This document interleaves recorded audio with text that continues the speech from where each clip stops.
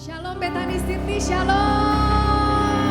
Jemaat yang bersuka cita boleh lambaikan tangannya tinggi-tinggi, haleluya.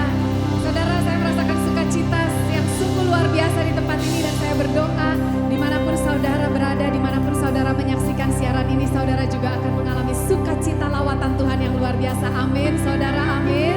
Haleluya, sekali lagi jemaat yang dikasihi Tuhan boleh lambaikan tanganmu tinggi-tinggi dan ucapkan syukur, terima kasih Tuhan. Kalau kami sudah boleh ada di tahun 2021, ini adalah ibadah yang pertama di tahun ini dan kami mau bawa korban syukur kami di hadapan-Mu Tuhan. Kami mau bawa korban syukur yang terbaik. Kami mau awali tahun ini dengan ibadah pengucapan syukur. Kami mau awali tahun ini dengan sorak-sorai kegirangan.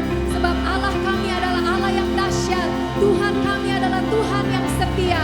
Tuhan kami yang tidak pernah berubah dulu, sekarang, sampai selama-lamanya. Haleluya.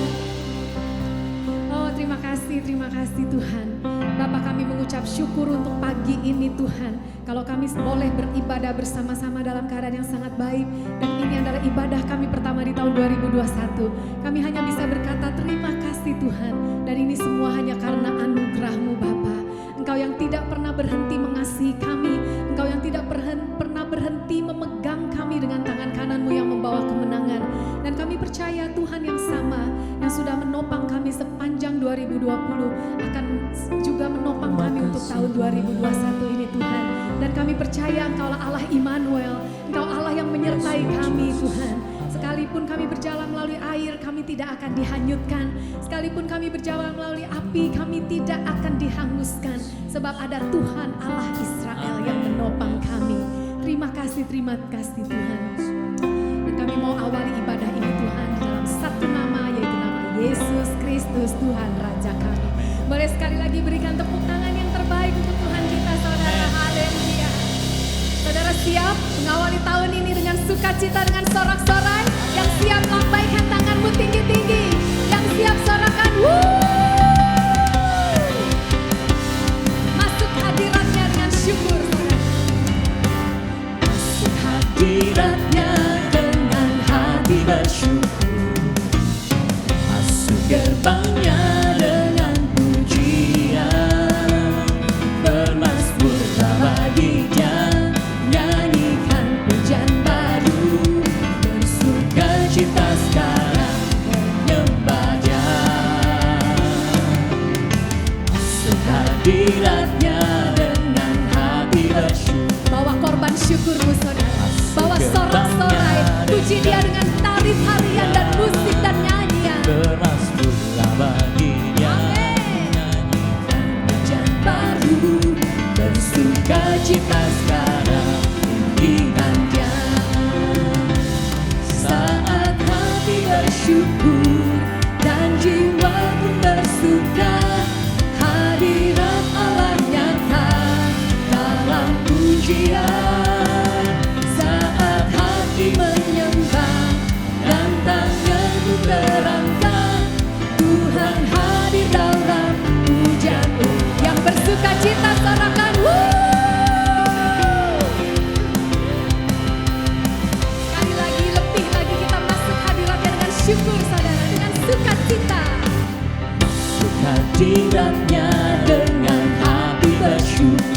Ya Allah yang baik, Allah yang selalu menopang kita. Dengan pujian, bermazmurlah bagi Dia, nyanyikan pujian baru.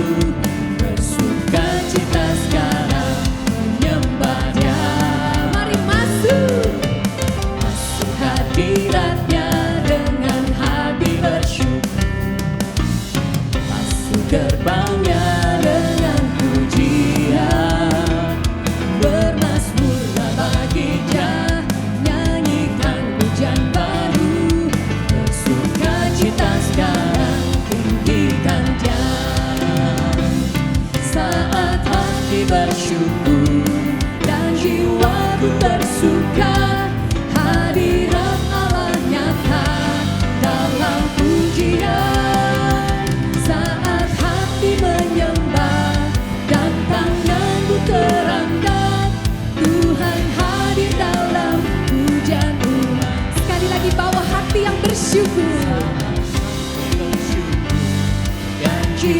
jiwaku bersuka, hadirat Allah nyata dalam pujian. Saat hati menyembah dan tanganmu terangkat, Tuhan hadir dalam pujian umat-Nya.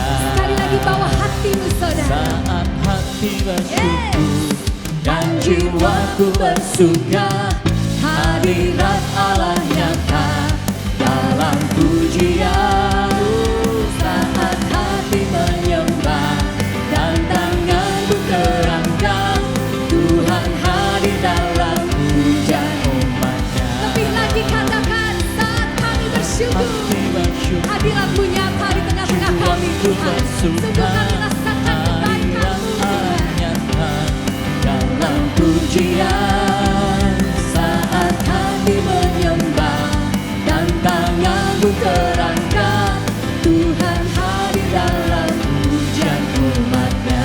Tuhan hadir di tengah-tengah Tuhan kita. hadir dalam pujian umat-Nya. Tuhan hadir dalam pujian umat-Nya. Yang bersuka cita berikan sorak-sorai yang kemuliaan terbaik untuk Tuhan kita. Oh, glory Tuhan. Yes Lord. Haleluya, haleluya Tuhan.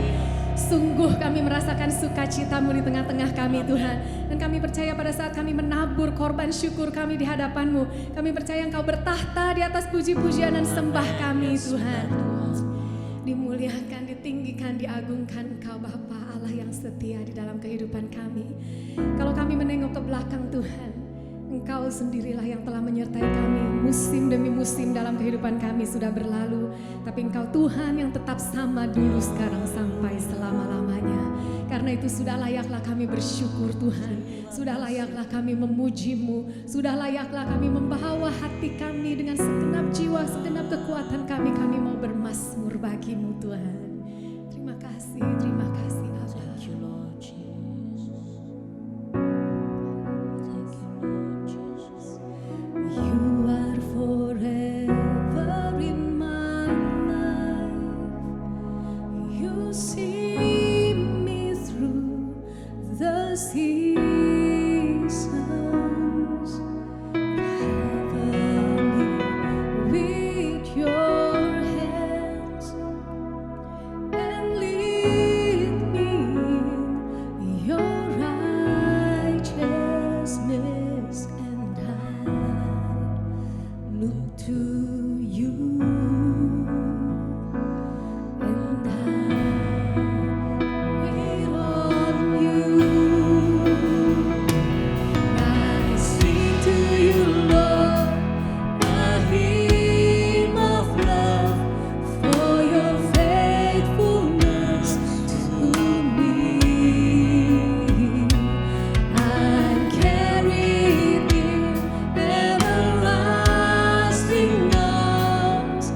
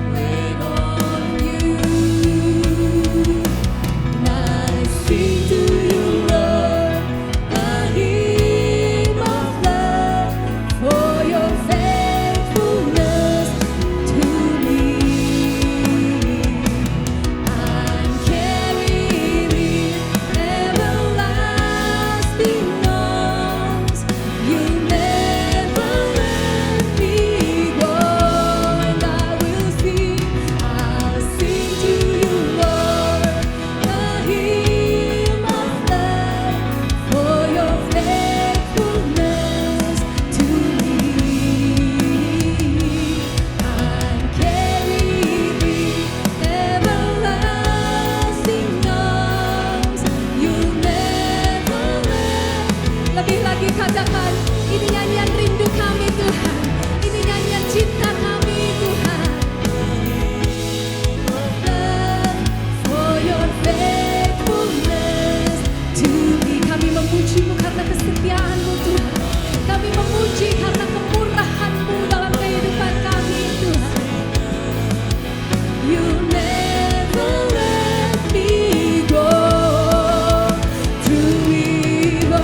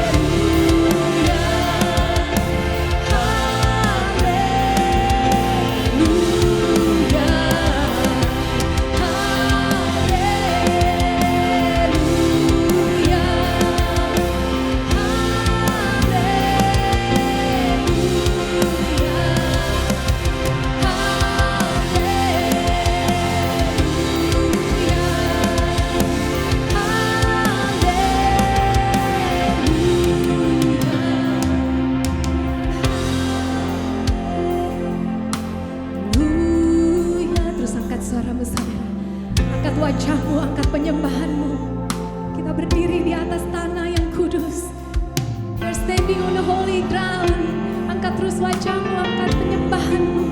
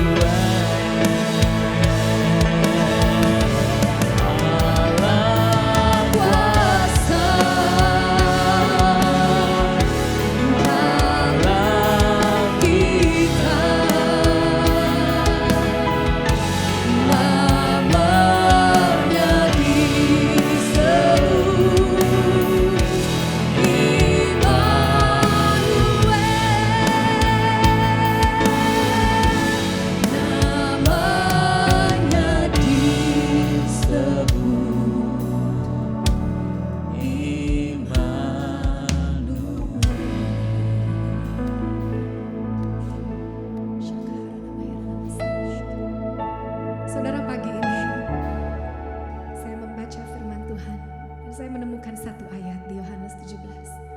Doa Yesus untuk murid-muridnya. Ada satu ayat yang begitu indah, saudara.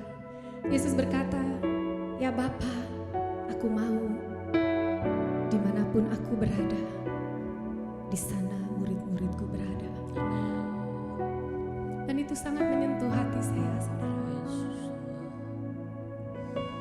Ketika saya mengetahui bahwa Tuhan terlebih rindu untuk saya berada di dekatnya, untuk saya berada dimanapun dia berada. Karena itu saya percaya pada saat kita berseru Immanuel, Immanuel, Immanuel, itu adalah kerinduan hatinya sendiri, saudara. Karena dia ingin kita berada bersama dengan dia. Dia ingin kita tahu bahwa dia menyertai kita sampai selama-lamanya. Mari sekali lagi saudara, kita katakan Immanuel. Panggil namanya saudara.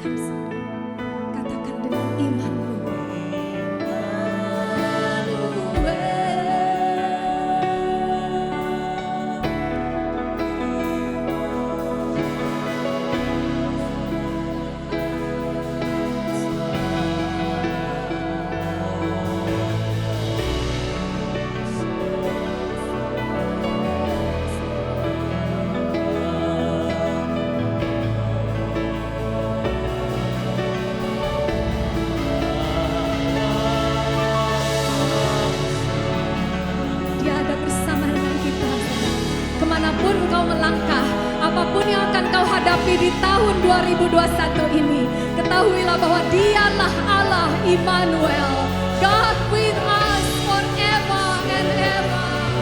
Thank you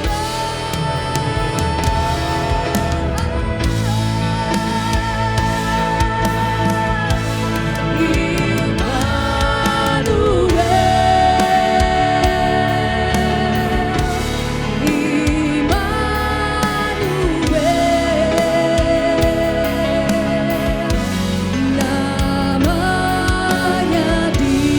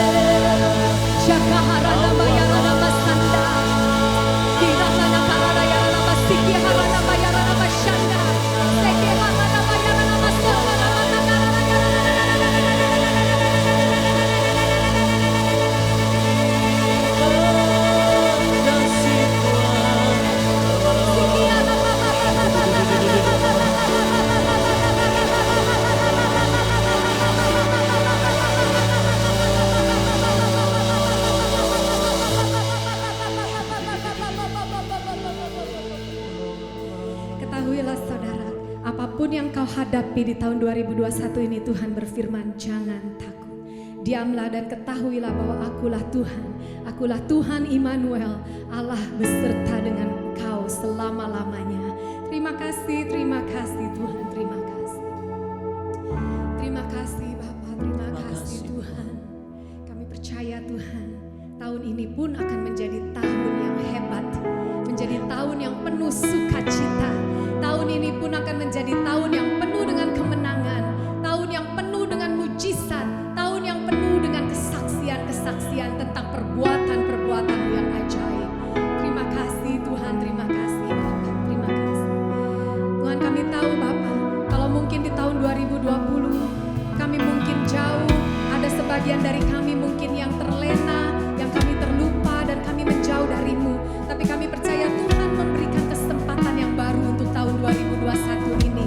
Sebab firman-Mu berkata bahwa buluh yang patah terkulai tidak akan dipatahkan, dan sumbu yang pudar nyalanya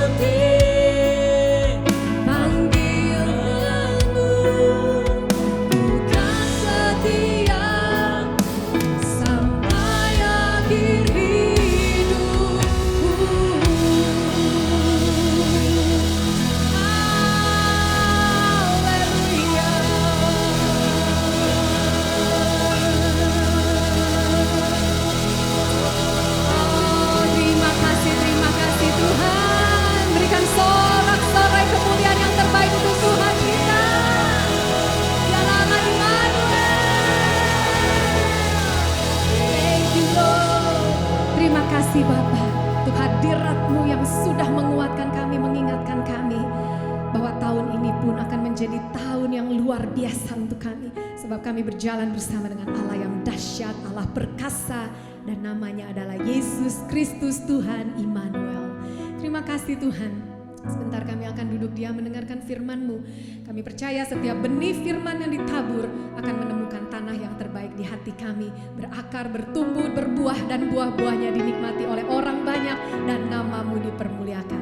Hanya di dalam nama Yesus Kristus kita yang percaya diberkati, sama-sama katakan amin, amin, amin.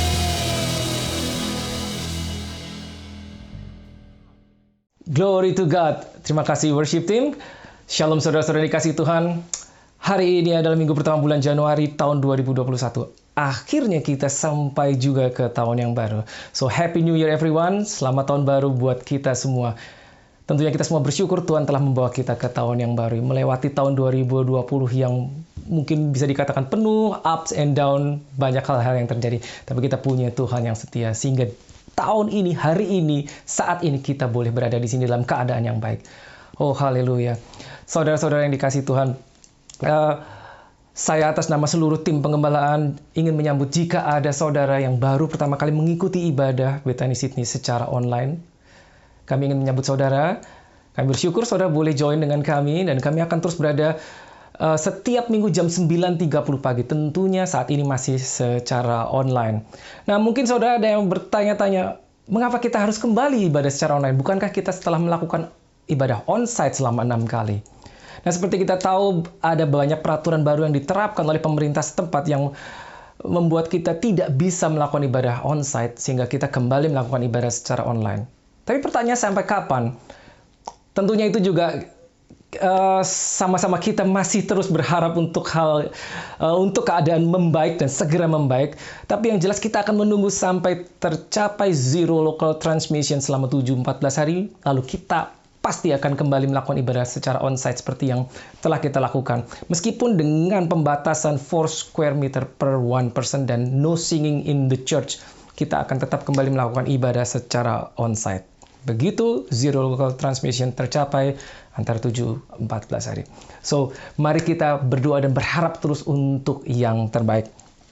Baiklah, pengumuman untuk ibadah, maksud saya untuk kegiatan-kegiatan gereja, saudara bisa terus ikuti update-nya di Warta Gereja, tentunya masih juga secara online.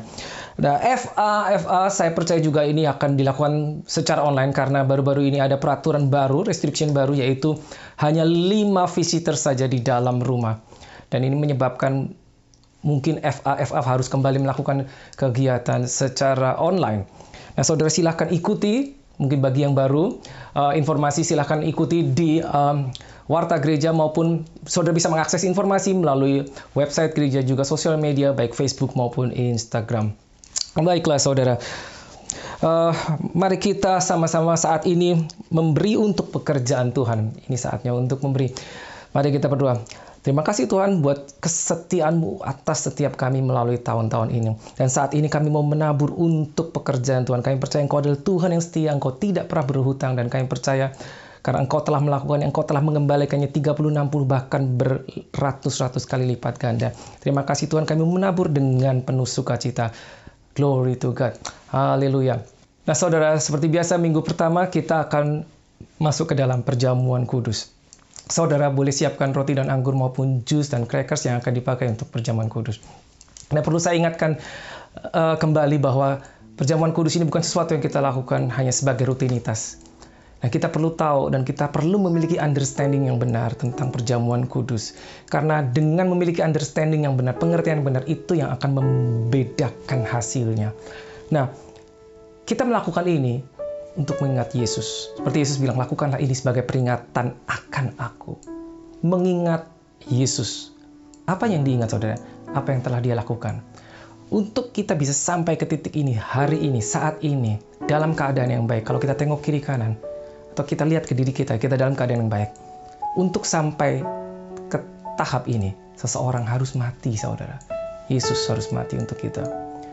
Mungkin karena kita menjalaninya seperti biasa, jadi sangat mudah itu untuk kita lupakan. Sangat sangat mudah untuk kehilangan arti yang sesungguhnya pengorbanan Yesus Kristus yang telah Dia lakukan.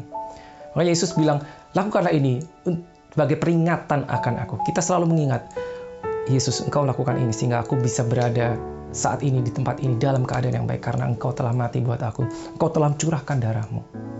Engkau telah rela menjadi sakit sehingga aku sembuh. Demikian saudara. Dan firman Tuhan juga berkata di Yohanes 6:56 bahwa barang siapa makan tubuhku dan minum darahku, maka aku akan berada di dalam dia dan dia di dalam aku. Luar biasa saudara, itu adalah sebuah persekutuan. Yesus di dalam kita dan kita di dalam Dia. Berarti apa saudara?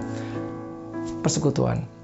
Communion yang tidak bisa dipisahkan. Nah saudara bisa bayangkan jika kita di dalam Kristus dan Dia di dalam kita. Betapa luar biasanya hal itu. Maka hal-hal luar biasa pasti akan terjadi. Maka itu yang akan memungkinkan kita melakukan pelayanan seperti yang Yesus lakukan. Oke saudara, mari kita siapkan hati kita. Kita masuk ke dalam perjamuan kudus. Mari saudara kita angkat roti di tangan kanan kita tinggi-tinggi. Haleluya. Thank you Lord, thank you Jesus. Thank you Jesus. Apa yang telah kuterima dari Tuhan telah kuteruskan kepadamu. Pada malam sebelum Ia diserahkan, Ia mengambil roti, Ia memecah-mecahkan roti dan memberikan kepada muridnya sambil berkata, inilah tubuhku yang diserahkan, dipecah-pecahkan bagimu. Ambillah dan makanlah. Lakukanlah ini sebagai peringatan akan aku. Saudara-saudara yang dikasihi Tuhan, bukankah roti yang kita pecah-pecahkan yang atasnya kita mengucap syukur, ini adalah iman persekutuan kita dengan tubuh Kristus. Amin. Mari kita makan di dalam nama Yesus.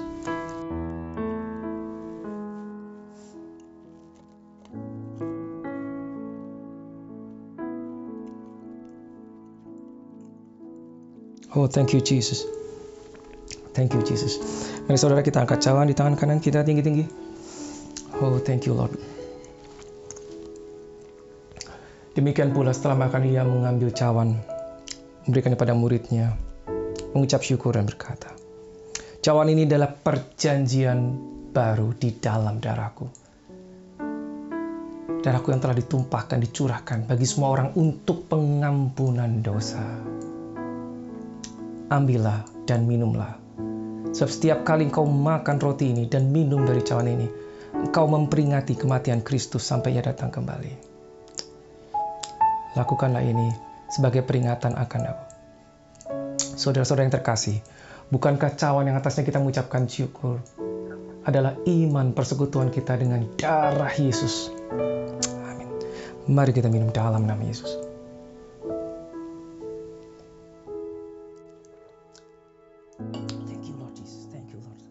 Mari saudara kita ucapkan syukur dengan mulut kita.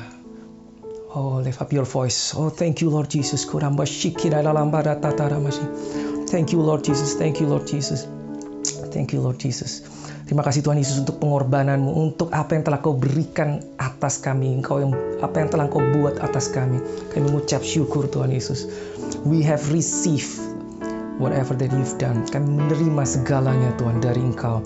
Darah-Mu yang menyucikan kami, yang membebaskan kami dari segala hukuman dosa. Darah-Mu yang menyucikan kami, yang melindungi kami, melingkupi kami, yang membuat kami hidup di dalam Engkau. Thank you Lord Jesus. Dan oleh bilur-bilur-Mu kami sembuh. Saudara boleh percaya bahwa oleh bilur Kristus engkau sembuh. Segala sakit penyakit apapun tidak bisa lagi berada di dalam tubuhmu. Karena oleh bilur-bilur Yesus engkau telah sembuh. Oh, terima kasih Tuhan Yesus. Oh, give you thanks. We give you thanks. Kuramba shikaralala. Mari saudara angkat pujianmu. Kuramba shikiriyalana dakaramba shikaralala. Oh, thank you Lord Jesus. Thank you Lord.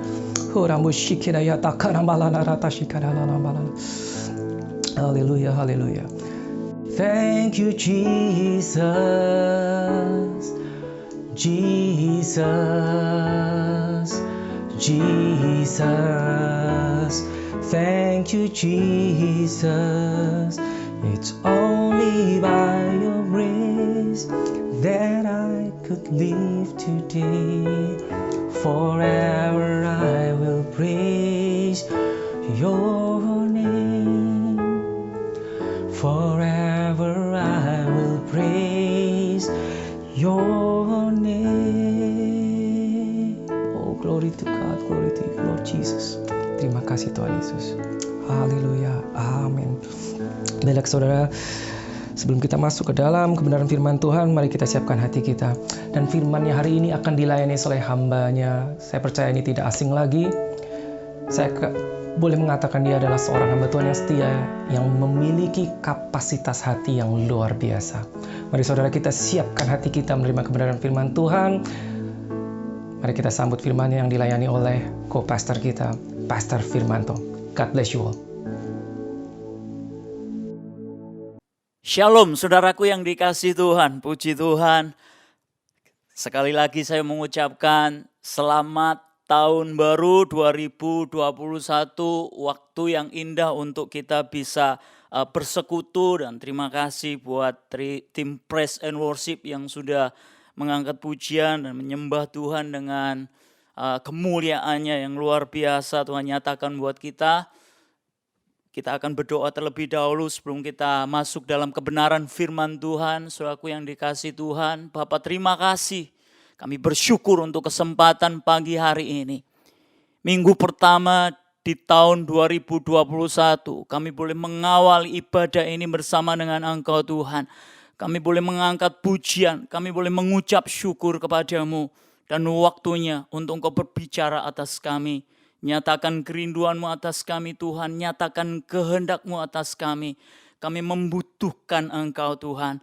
Kami membutuhkan kebenaran firman-Mu, apa yang kami mesti kerjakan di tahun ini, apa yang kami mesti lakukan di tahun ini. Tuhan, kami rindu Engkau beracara, Engkau menyatakan sesuatu, bahkan sesuatu yang spesial. Tuhan nyatakan dalam hidup kami. Terima kasih Tuhan, berbicara atas kami, bahwa kami untuk berdiam dalam hadirat-Mu seperti seorang murid yang menanti-nantikan Engkau. Terima kasih Tuhan, di dalam nama Tuhan Yesus kami mengucap syukur. Haleluya, haleluya. Amin, amin. Puji Tuhan saudaraku, kita akan lihat beberapa perkara yang Tuhan rindukan, karena ini kuat sekali secara pribadi. Tuhan berbicara buat saya. Dan biarlah di tahun ini 2021 kita boleh mengawali dengan rencana Tuhan dalam hidup kita. Karena saya percaya bahwa Tuhan tidak pernah sekali-kali meninggalkan kita. Tuhan rindu untuk kita senantiasa berkenan di hadapan Tuhan. Dan pagi hari ini saya berikan tema khotbah saya, hidup yang dinikmati oleh Tuhan. Saudara, hidup yang dinikmati oleh Tuhan, hidup yang berkenan di hadapan Tuhan. Dan kita mau lihat langsung di Matius pasalnya yang ke-7. Saudara coba buka Alkitab saudara. Kalau saudara bawa handphone, saudara bisa pencet handphone saudara. Matius pasalnya yang ke-7 ayatnya yang ke-15 sampai ayatnya yang ke-21. Saudara, saya mengalami satu pergumulan yang luar biasa beberapa minggu terakhir ini. Karena saya sempat bergumul, Tuhan ini sudah beberapa kali saya sampaikan gitu. Tapi sepertinya Tuhan rindu untuk sampaikan buat kita semuanya di tempat ini. Saudara, firman ini mengena buat saya dan Tuhan tujukan sebenarnya buat saya. Tapi saya rindu untuk bagikan buat saudara apa yang Tuhan mau rindukan buat kita. Apa yang Tuhan mau kerjakan buat kita. Matius pasal yang ke-7 ayatnya yang ke-15 sampai 23 saya akan bacakan buat saudara. Saudara dengar baik-baik, saudara juga bisa baca. Mulai dari ayat 15. Waspadalah terhadap nabi-nabi palsu yang datang kepadamu dengan menyamar seperti domba. Tetapi sesungguhnya mereka adalah serigala yang buas. Dari buahnya lah kamu akan mengenal mereka. Dapatkah orang memetik buah anggur dari semak duri atau buah ara dari rumput duri? Ayat 17. Demikianlah setiap pohon yang baik menghasilkan buah yang baik. Sedang pohon yang tidak baik menghasilkan buah yang tidak baik. Tidak mungkin pohon yang baik itu menghasilkan buah yang tidak baik. Ataupun pohon yang tidak baik itu menghasilkan buah yang baik. Dan setiap pohon yang tidak menghasilkan buah yang baik pasti ditebang dan dibuang ke dalam api. 20. Jadi dari buahnya lah kamu akan mengenal mereka. Bukan setiap orang yang berseru-seru kepadaku, Tuhan, Tuhan, akan masuk ke dalam kerajaan surga, melainkan dia yang melakukan kehendak Bapakku yang di surga. Ayat 22, pada hari terakhir banyak orang akan berseru kepadaku, Tuhan, Tuhan, bukankah kami bernubuat demi namamu? Bukankah dan mengusir setan demi namamu dan mengadakan banyak mujizat demi namamu juga? Pada waktu itulah aku akan berterus terang kepada mereka dan berkata, aku tidak pernah mengenal kamu, enyahlah daripadaku, kamu sekalian pembuat kejahatan. Saudaraku, ini ayat yang membuat saya beberapa tahun itu mengalami satu pergumulan. Karena terus terang saya masuk dalam bagian ini. Kenapa? Karena waktu saya melayani Tuhan, waktu saya beribadah di hadapan Tuhan, saya juga melakukan hal yang firman Tuhan ini lakukan. Saya berseru di hadapan Tuhan. Terakhir saya merasakan sesuatu perkara yang luar biasa, saudara. Karena buat saya COVID itu hanya ujian dan membentuk karakter saya. Saya melihat perkara-perkara yang luar biasa yang Tuhan nyatakan lewat apa yang Tuhan izinkan terjadi dalam hidup saya. Mujizat, berkat, satu lawatan Tuhan dan jiwa-jiwa yang saya alami. Tapi waktu saya bergumul, Tuhan, apa yang saya mesti kerjakan? Saya mengalami sesuatu yang di luar dari pikiran saya. Dan Tuhan nyatakan ayat ini. Ini satu warning buat saya secara pribadi. Soal lihat ayatnya yang ke-21. Bukan setiap orang yang berseru kepadaku, Tuhan, Tuhan akan masuk ke dalam kerajaan surga. Melainkan dia yang melakukan kehendak Bapakku yang di surga. Ayat 22, pada hari terakhir banyak orang akan berseru kepadaku, Tuhan, Tuhan, bukankah kami bernubuat demi namamu dan mengusir setan demi namamu dan mengadakan banyak mujizat demi namamu juga. Kalau kita mau renungkan, kalau kita mau ambil satu pernyataan, siapa sebenarnya? Memang di sini perikopnya tentang pengajaran yang sesat. Tetapi ini ada orang yang lagi komplain gitu. Sesuatu yang dia kerjakan itu kelihatannya benar. Saya berikan ilustrasi seperti ini. Kalau ada orang melakukan sesuatu yang benar, ya. Saya pernah beberapa kali sama istri saya define, saudara. Define sama ranger atau define sama government. Dan kita mulai introspeksi. Apa yang salah? Apa yang keliru?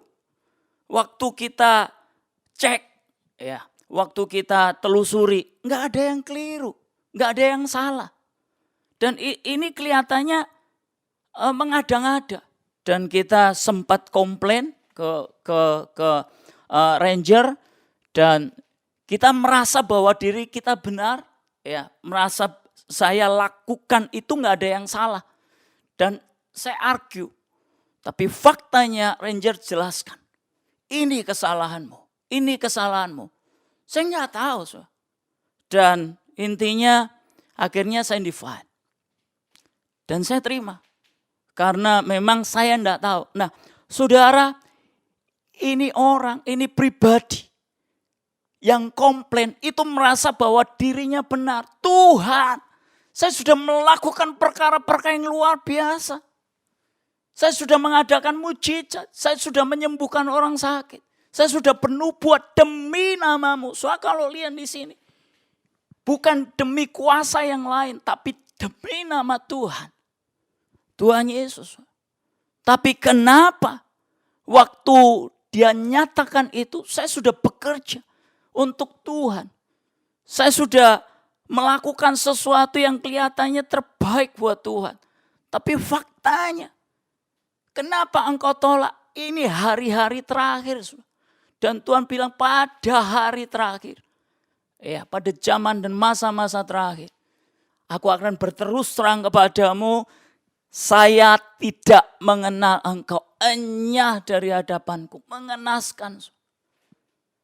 Saudara, kalau kita mau lihat ayatnya yang ke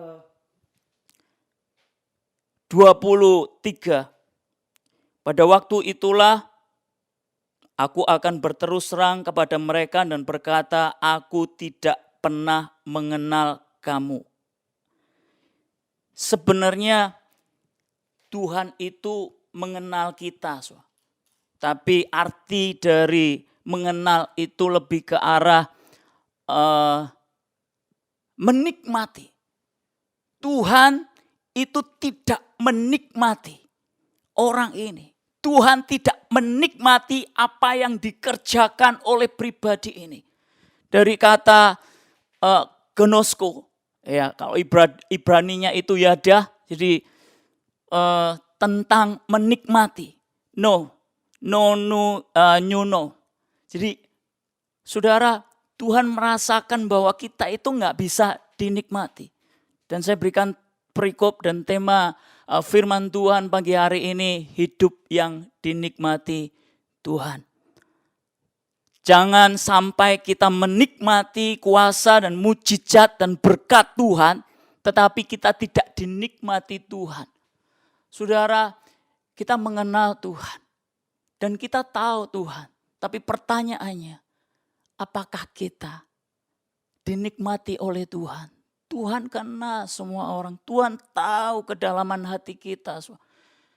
Tuhan terlalu sanggup untuk melihat hati kita. Apa yang ada dalam diri kita. Sesuatu yang tidak terpikirkan. Sesuatu yang tidak timbul dan belum timbul dalam hati kita. Tuhan itu tahu. Tuhan tahu. Tuhan kenal kita. Tapi pertanyaannya, kalau kita mengenal Tuhan, kalau kita bisa menikmati kebaikan Tuhan, kita bisa menikmati mujizat dan berkat-berkat Tuhan, apakah kita sudah dinikmati oleh Tuhan? Apakah Tuhan itu berkenan dan sudah berkenan dalam hidup kita? Dengan apa yang kita kerjakan, dengan apa yang kita lakukan. Saudara. Jangan merasa puas dan bangga dengan prestasi pelayanan. Keberkenanan di hadapan Tuhan tidak diukur dari prestasi pelayanan yang luar biasa, saudara. Tapi karakter itu yang menjadi kita berkenan di hadapan Tuhan. Kita akan masuk langsung di dalam beberapa poin yang saya rindu sampaikan, saudara. Poin pertama dari kejadian ini, ya, hasilkanlah buah yang baik. Apa yang kita mesti kerjakan untuk kita bisa dinikmati oleh Tuhan?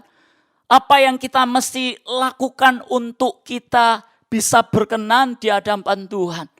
Kita mau belajar, jangan sampai satu waktu di saat-saat terakhir Tuhan tidak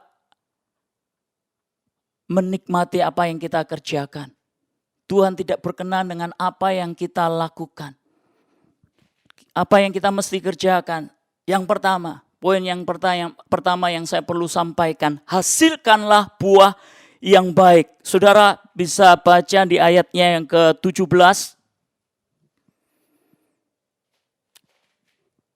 Saya akan bacakan ayatnya yang ke-17 dari Matius pasalnya yang ke-7.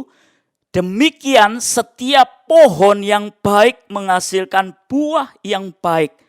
Sedang pohon yang tidak baik menghasilkan buah yang tidak baik. Hasilkanlah buah yang baik. Kalau saudara sedang ada di rumah, saudara bisa chat lewat handphone atau laptop. Saudara katakan, saya mau menghasilkan buah yang baik. Saya mau menghasilkan buah yang baik. Saudara, buah itu yang akan diperhitungkan oleh Tuhan. Dari buah-buahnya lah orang itu akan dikenal. Buah-buah apa? Buah-buah yang baik. Tuhan tidak melihat dan memperhitungkan pohon yang besar, pohon yang indah. Itu malah bisa mengecoh, saudara. Sering kali dan beberapa kali Tuhan perumpamakan tentang pohon yang tidak berbuah. Tuhan marah, saudara. Tuhan tegur. Bahkan Tuhan kutuk itu pohon. Dan akhirnya mati.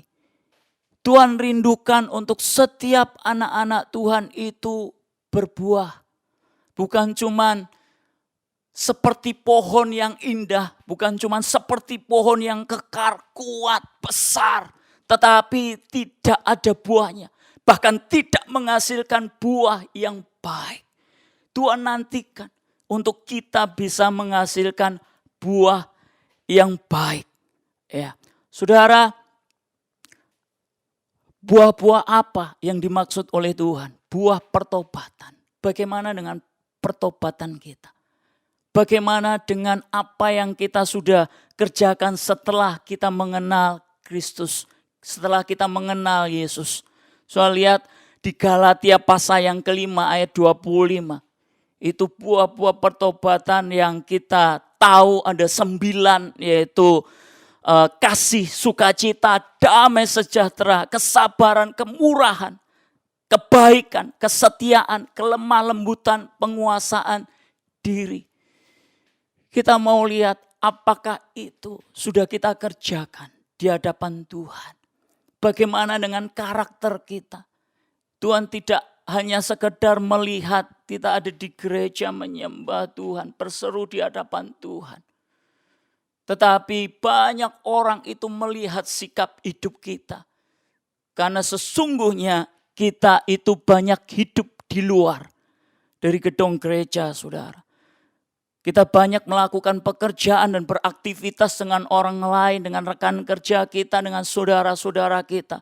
Kalau saudara mau cek, kalau saudara mau lihat, kalau kita mau introspeksi, koreksi, yang sesungguhnya buah kita itu dinikmati oleh Tuhan lewat orang lain, lewat keluarga kita. Kalau saudara mau cek hidup saya, saudara lihat rumah tangga saya. Ya, ada beberapa banyak di tempat ini yang dekat dengan saya, hubungan saya dengan istri, hubungan saya dengan keluarga mungkin gak sempurna, saudara. Saya gak pernah, istilahnya gak pernah dalam rumah tangga gak pernah cekcok, gak pernah berselisihan, sering, saudara. Tapi bagaimana kita bisa menguasai diri kita, sabar, mengalah, dan itu adalah karakter untuk kita bisa berbuah di hadapan Tuhan. Saudara, saya itu dari desa gitu ya. Saya dari desa, saya dari kota Pare, saudara, dan saya itu petani. Satu waktu ada pohon mangga di rumah, ya. Dan itu enak sekali, saudara. Itu saya nggak pernah dapati, jujur seumur-umur. Kalau saya beli mangga itu seenak buah yang ada di dalam pekarangan saya di depan rumah.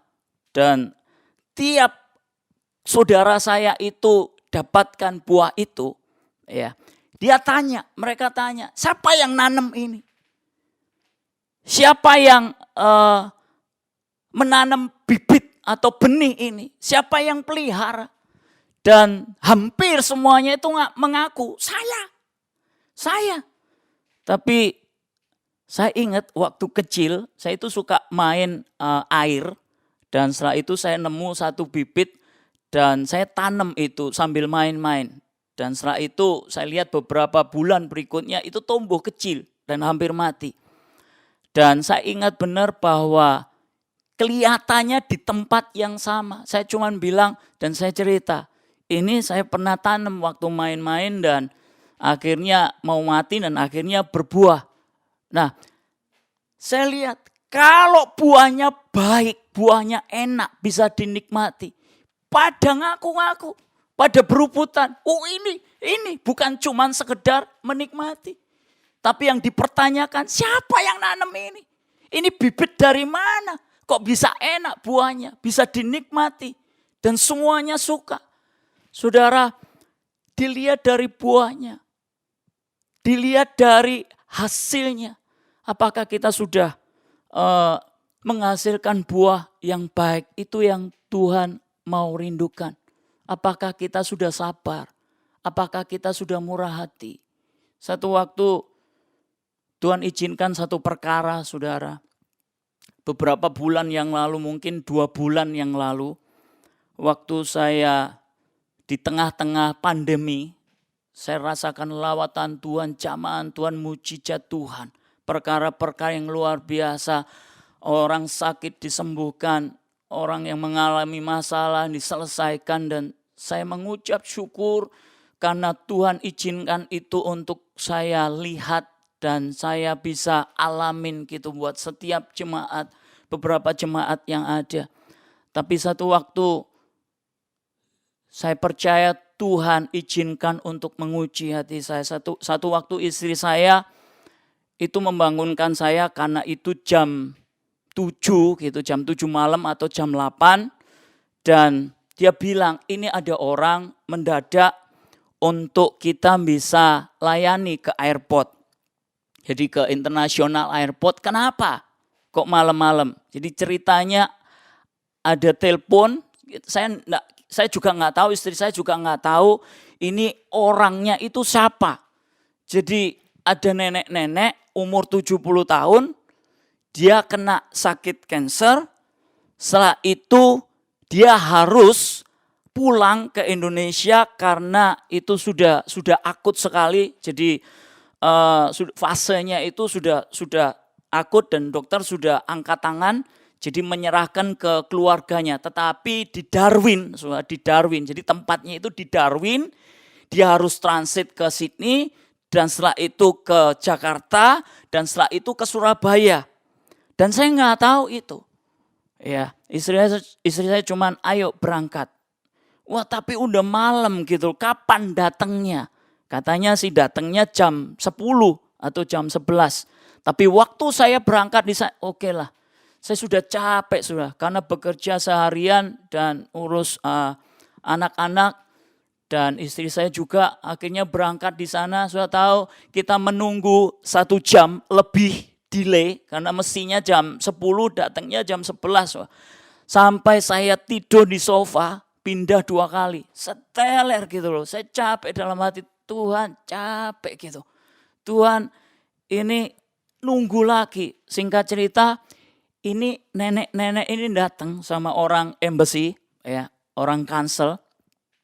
Dan waktu dia datang, saya cuman Tuhan itu tunjukkan orang-orang yang mungkin tidak di dalam Tuhan. Ini orang kansel. Dia dengan sabar, dengan murah hati. Saya itu cuman lihat karena nggak tahu apa yang saya mesti kerjakan gitu loh. Dengan orang yang lumpuh, ya, pakai kursi roda, orangnya sudah tua, mungkin sudah pikun atau apa. Dan saya cuman lihat karena saya juga takut salah gitu loh kalau saya kerjakan, dan saya cuman lihat ini gimana, dan mereka itu inisiatif untuk kerjakan. Singkat cerita akhirnya cari tempat atau hotel, tapi berhubung keluarganya minta, jadi keluarganya itu ada di Surabaya sama Bali, tolong untuk ditemani 1 malam karena dia harus tinggal stay 1 malam di Sydney dan setelah itu dia harus ke Indonesia. Dan ini kondisinya itu tidak berdaya, sudah cacat, kanker, orangnya sudah wanita, umurnya sudah 70 tahun, dan setelah itu nggak ada sanak family, baik di Darwin maupun di Sydney.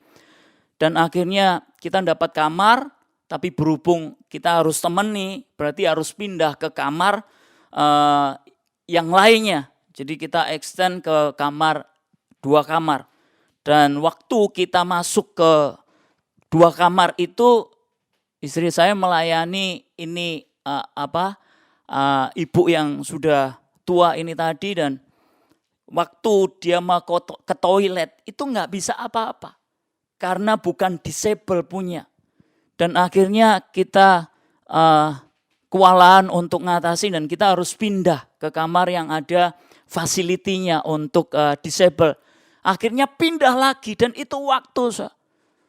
Tapi setelah itu saya lihat perkara-perkara yang luar biasa bahwa ada orang datang, ada jemaat yang datang untuk manage obatnya karena obatnya itu banyak, itu ada beberapa koper dan koper itu dikunci dan itu isinya juga ada beberapa obat dan kita harus sortingin obat itu dan singkat cerita beres gitu loh. 7 obat yang berbeda dan istri saya bilang saya nggak bisa untuk sampai pagi. Kita minta bantuan jemaat rekan di gereja dan puji Tuhan mereka mau untuk melakukan sampai pagi hari. Intinya kayak gini, saya cuma diingatkan ya kalau ini orang biasa. Itu kalau malaikat gimana? Itu ada dalam pikiran saya. Karena pertama ini wanita. Yang kedua umurnya sudah 70 tahun. Yang ketiga dia punya sakit kanker dan tahapannya itu sudah akut. Dokter sudah berikan dan serahkan ke orang tuanya. Dan dia nggak ada sanak family. Kok bisa gitu loh? Saya terus terang kalau itu saya alami, saya nggak bisa, Ya, kalau bukan karena kekuatan Tuhan, kalau bukan karena Tuhan, saya nggak sanggup. Dan singkat cerita, orang ini ke Indonesia dan beberapa bulan kemudian saya dapat kabar bahwa orang ini sudah meninggal. Tetapi sempat dilayani oleh hamba Tuhan untuk dekat sama Tuhan, terima Tuhan dan lebih lagi mengandalkan Tuhan. Saya mengucap syukur. Thank you God. Thank you. Satu perkara yang mungkin secara daging itu menolak. Saudara, firman Tuhan katakan daging itu lemah, tapi roh itu penurut. Dan saya yakin bahwa Roh Kudus itu berbicara. Saya capek, saya letih. Tapi waktu saya kerjakan, Tuhan terima kasih. Saya sudah kerjakan bagianku, saya sudah lakukan bagianku. Saudara, hasilkanlah buah. Saya juga belajar, saudara. Enggak sempurna.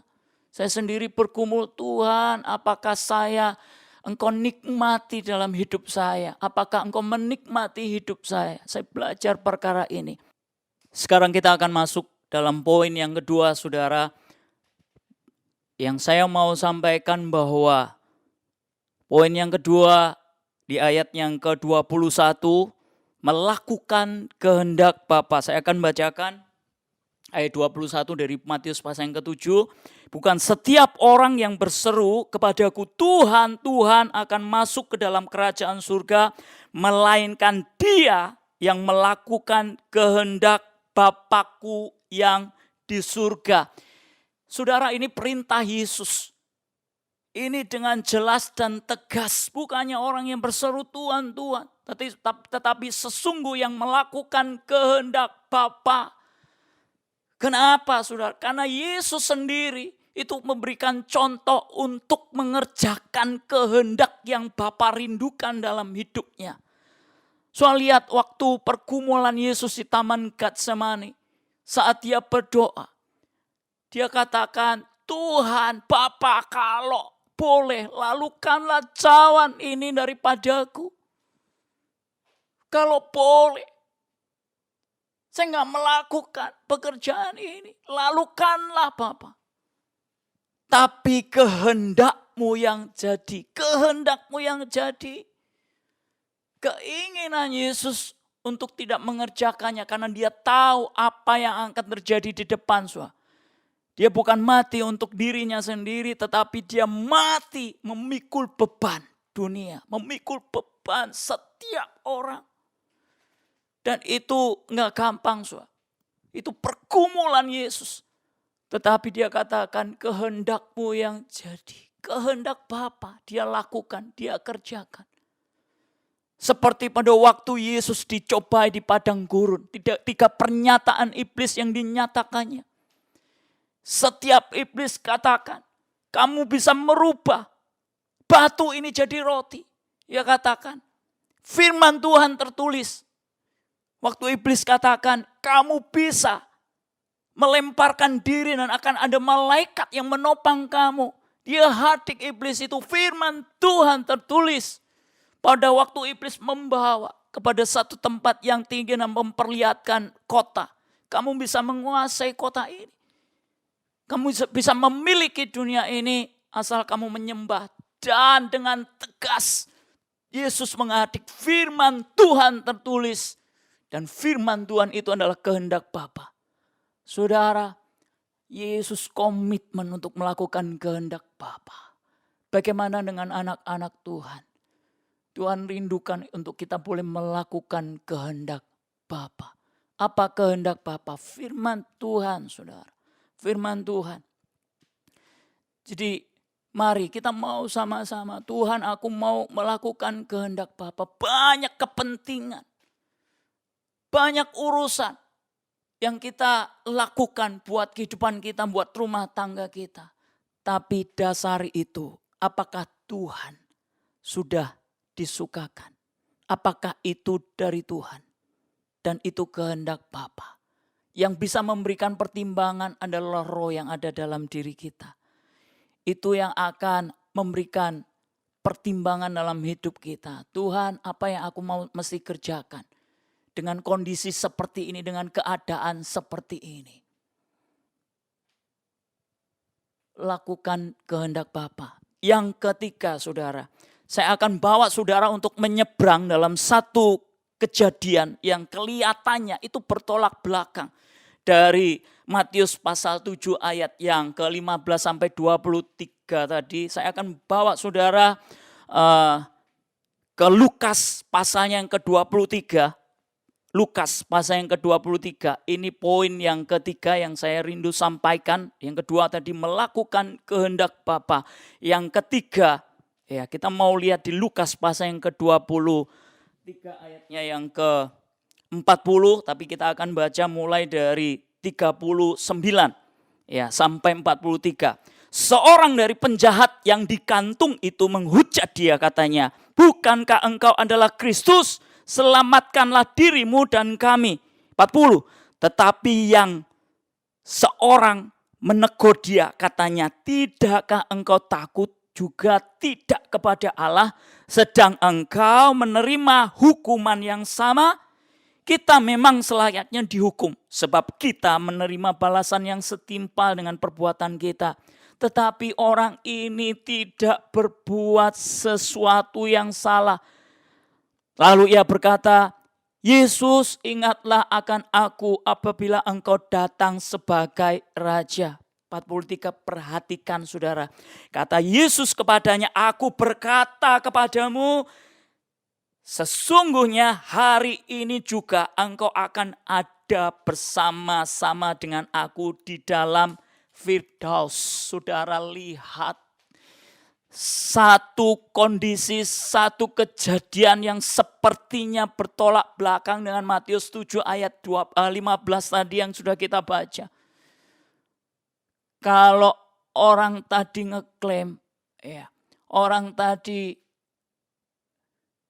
merasa tidak puas dengan apa yang Tuhan nyatakan. "Tuhan, saya sudah melakukan ini, saya sudah melakukan itu, saya sudah berbuat ini, saya sudah kerjakan ini, tapi faktanya kenapa aku ditolak gitu? Kenapa aku enggak berkenan di hadapan-Mu? Kenapa Engkau enggak kenali aku?" Dan dia sudah lakukan, sudah mungkin bertahun-tahun berhubungan, berdoa, puasa, dan dia sudah melakukan perkara-perkara yang ajaib. Tapi kalau saudara lihat di ayat ini, berapa lama penjahat ini kenal dengan Yesus? Pertanyaannya, pernyataan yang dilakukan oleh penjahat yang satunya ini, itu dari mana? Seumur hidupnya mungkin dihabiskan untuk melakukan kejahatan. Kriminal berat, saudara. Dari mana dia dapat pernyataan bahwa Yesus itu adalah Raja dan satu waktu akan memerintah untuk selama-lamanya. Dan dia katakan, "Kalau engkau datang sebagai Raja, ingat akan aku, Yesus. Ingat akan aku." Wow. Waktu saya renungkan, saudara. Waktu saya renungkan, berapa lama kehidupan penjahat ini dilakukan dalam kebobrokan dan kejahatannya. Dan ini penjahat yang sudah divonis di atas kayu salib itu nggak ada pengampunan, nggak ada amnesti, nggak ada grasi. Sudah diketok, harus mati karena kejahatannya.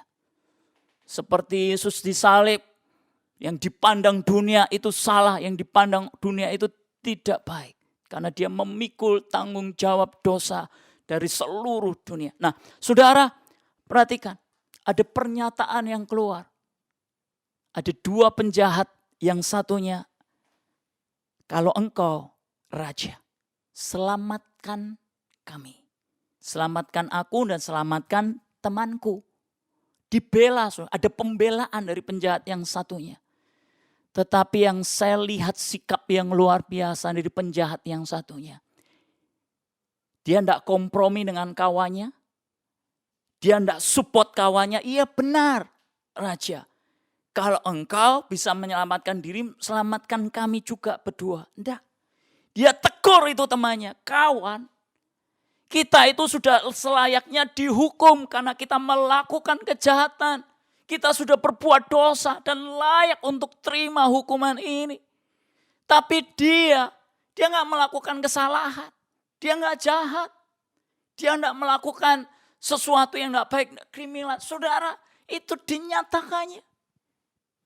Dia bantah temannya. Dia nggak kompromi dengan kebaikan temannya. Tapi dia katakan, dia nggak salah. Dan dia katakan, Yesus, kalau engkau datang sebagai raja, ingat akan aku. Saya renungkan kalau misalkan, ini berandai-andai saudara, kalau misalkan penjahat ini tidak disalib kakinya, sama tangannya nggak dipaku, ekspresinya. Ya, kalau misalkan itu tidak disalib, ekspresinya dia ketemu Yesus, dia akan bersujud, dia akan memeluk Yesus, dia akan memohon, Raja. Yesus, kalau engkau datang sebagai Raja, ingat akan aku, ingat akan aku. Saudara,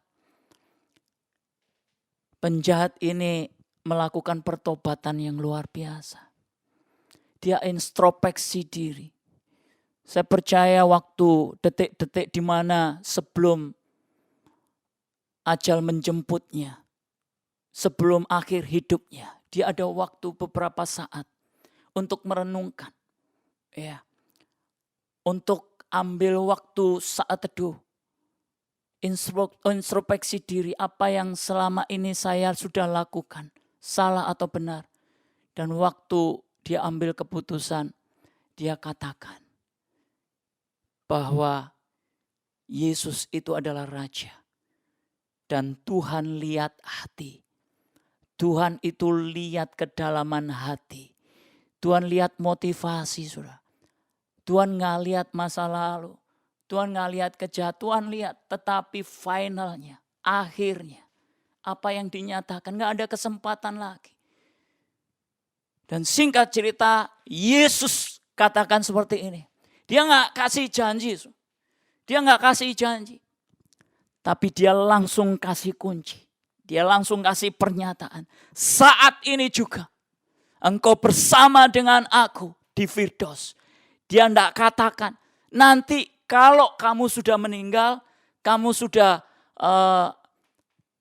ajal, saya akan janji masuk ke dalam kerajaan surga. Enggak. Tapi dia katakan saat ini juga engkau memegang kunci kerajaan surga. Engkau ada di Firdaus bersama dengan aku. Dia kasih itu. Dia tidak menunggu sampai mati. Tidak menunggu sampai Tuhan Yesus juga meninggal. Poin yang ketiga, introspeksi diri. 1 Petrus 4 ayat 7 katakan, kuasailah dirimu dan jadilah tenang supaya kamu dapat berdoa. Selesaikan hubungan dengan orang lain. Mungkin kita pahit, mungkin kita kecewa, mungkin kita geram dengan orang lain. Lepaskan roh pengampunan, lepaskan kasih itu. Bahkan buat orang yang menyakiti kita, mengecewakan kita, memusuhi kita. Jangan memusuhi dia. Kalau engkau ditampar pipi kirimu, berikan pipi kanan. Enak untuk diomongkan. Enak untuk dibicarakan, saudara. Tetapi untuk dilakukan itu butuh salib. Bayar harga, saudara. Dan penjahat ini kerjakan dan lakukan. Waktu ditawarin oleh temannya, dia tolak. Kebaikan itu belum tentu kebenaran, tetapi kebenaran itu adalah kebaikan. Saudara, itu yang ketiga, introspeksi diri. Seperti yang dikerjakan oleh penjahat. Didapatkan kemurahan yang luar biasa. Dia tidak melakukan banyak perkara. Dia tidak melakukan banyak pekerjaan-pekerjaan yang seperti murid-murid Yesus lakukan. Tetapi dia langsung dapat pernyataan surga. Yang keempat, yang terakhir. Ya, tidak kompromi dengan dosa. Ayat yang ke-41. Ayat 41 dikatakan di Lukas pasal yang ke-23. Kita memang selayaknya dihukum sebab kita menerima balasan yang setimpal dengan perbuatan kita.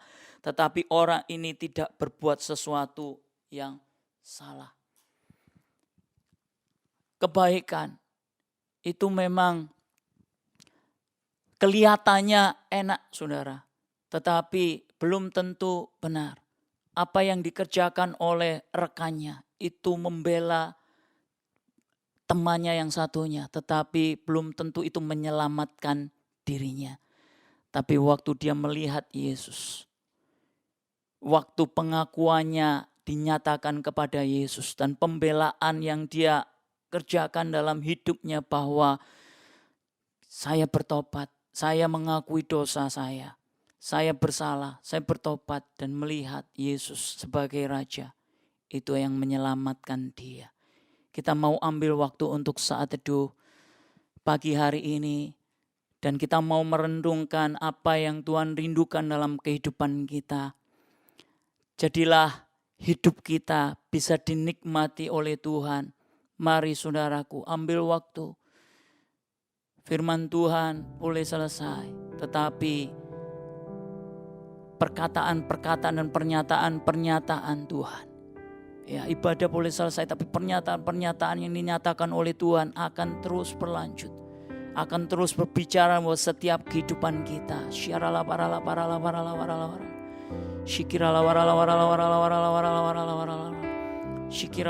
Mari kita mau renungkan apa yang Tuhan mau rindukan dalam hidup kita. Saya secara pribadi belajar apa yang Tuhan mau. Tuhan rindukan untuk kita boleh menghasilkan buah yang baik. Tuhan rindukan untuk kita boleh melakukan kehendak Bapa seperti Yesus. Taat dan tunduk atas kerinduan Bapa, atas kehendak Bapa. Lakukan untuk kita boleh mengintrospeksi diri kita. Ambil waktu untuk berdiam diri, ambil waktu untuk bersaat teduh, ambil waktu untuk tenang. Karena dalam penguasaan diri itu, kita dapat berdoa. Kita dapat merenungkan apa yang kita sudah kerjakan di hadapan Tuhan. Kalaupun itu sesuatu yang belum beres, mari minta ampun. Tuhan yang mengoreksi diri kita lewat rohnya. Lewat rohnya dia berbicara atas hidup kita. Jangan kompromi dengan dosa. Lihat Yesus, pandang Yesus. Dia raja di atas segala raja.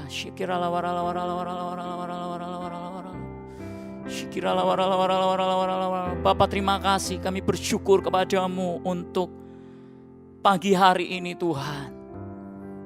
Kami boleh belajar apa yang Kau rindukan dalam hidup kami Tuhan. Bawa hidup kami untuk Engkau nikmati. Bawa hidup kami untuk kami boleh berkenan di hadapan-Mu Tuhan. Dan pagi hari ini kami bersyukur untuk kasih setia dan kebaikan Tuhan dalam hidup kami. Kita angkat pujian sebelum kita mengakhiri ibadah pagi hari ini. Di tahun yang baru ini, kita angkat pujian dengan segenap hati kita. Kita nyatakan di hadapan Tuhan sebagai pengakuan kita di hadapannya. Engkau ada bersamamu di setiap musim hidupku. Tak pernah kau biarkan ku sendiri. Kekuatan di jiwaku adalah bersamamu.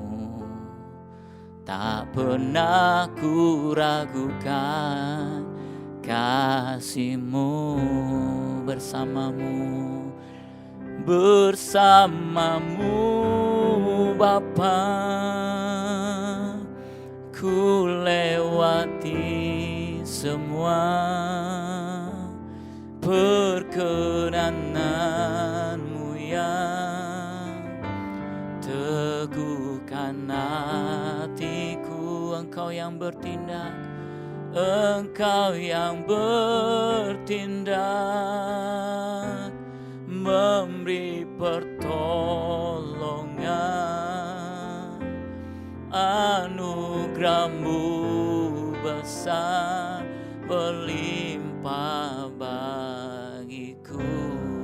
Bersamamu Bapa, bersamamu Bapa,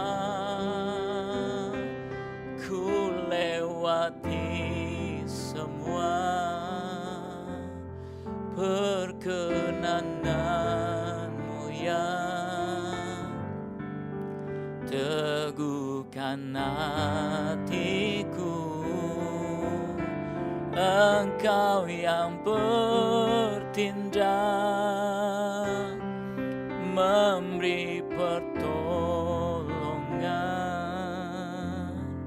Anugerah-Mu besar berlimpah bagiku. Anugerah-Mu besar, anugerah-Mu besar berlimpah bagiku. Anugerah-Mu besar, anugerah-Mu besar berlimpah bagiku. Anugerah-Mu besar berlimpah bagiku Tuhan. Perkenanan-Mu yang teguhkan hati kami. Kau menikmati hidup kami, itu yang kami mau Tuhan. Kami bersyukur.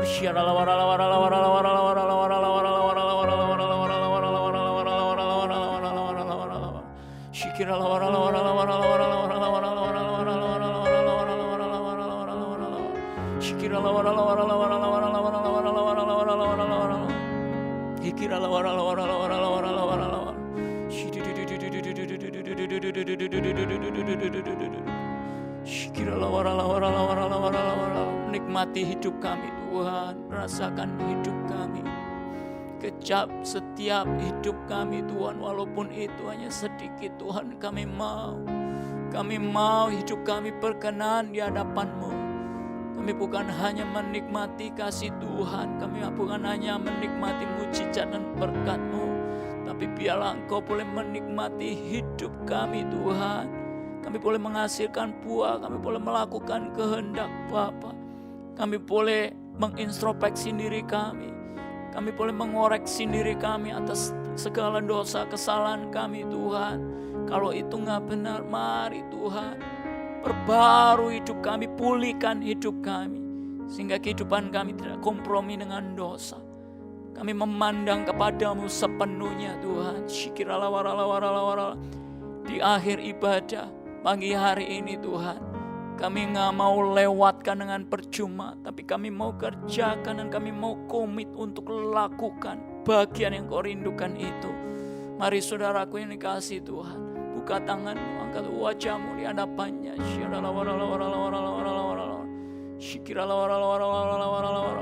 Bapa, terima kasih Tuhan. Kami bangga punya Allah seperti Engkau yang setia dalam hidup kami, yang setiap waktu memberikan kesempatan buat kami untuk melakukan perkara-perkara yang Kau rindukan Tuhan. Engkau memberikan kesempatan buat kami untuk lebih lagi berkenan di hadapan-Mu, dan kami boleh Engkau nikmati Tuhan. Mari Tuhan, pagi hari ini kami mau kerjakan, kami mau lakukan Tuhan untuk hari-hari ke depan, untuk kesempatan-kesempatan berikutnya.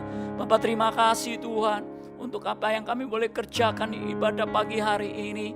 Dan biarlah kami boleh mengakhiri bersama dengan anugerah dan kemurahan-Mu yang melimpah dalam hidup kami. Aku yang dikasih Tuhan, mari kita mengucap syukur di hadapan-Nya. Dan terimalah berkat yang datangnya dari Allah Bapa, kasih setia dari anaknya yang tunggal Yesus Kristus, persekutuan yang kuat kuasa Roh Kudus yang senantiasa menyertai, membimbing, memimpin setiap langkah hidup kita, memberikan anugerah, kekuatan, damai sejahtera, dan kekekalan itu Tuhan nyatakan dalam setiap kehidupan kita, untuk kita boleh memerintah bersama dengan Dia selama-lamanya di dalam nama Tuhan Yesus. Mulai saat ini sampai selama-lamanya. Mari kita sama-sama katakan amin, amin, amin. Tuhan Yesus memberkati, dan sampai ketemu di ibadah berikutnya, saudaraku.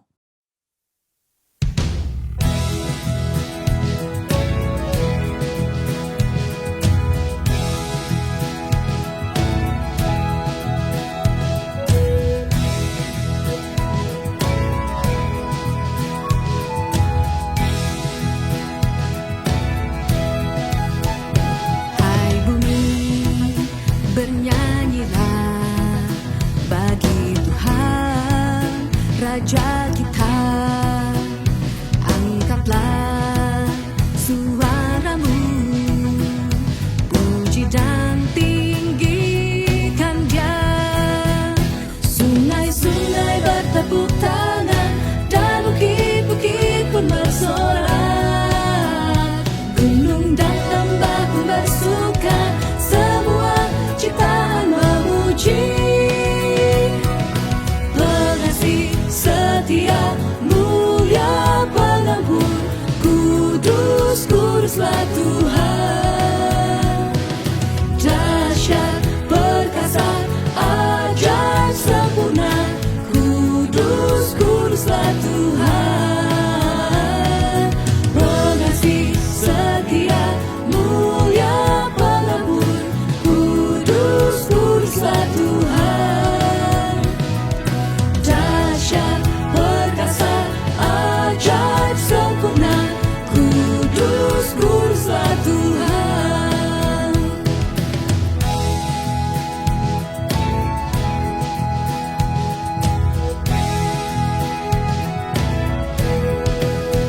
Hai bumi, bernyanyilah bagi Tuhan Raja kita, angkatlah suaramu, puji dan tinggikan Dia. Sungai-sungai bertepuk tangan dan bukit-bukit pun bersorak, gunung dan lembah pun bersuka, semua ciptaan memuji. Pengasih setia, mulia pengampun,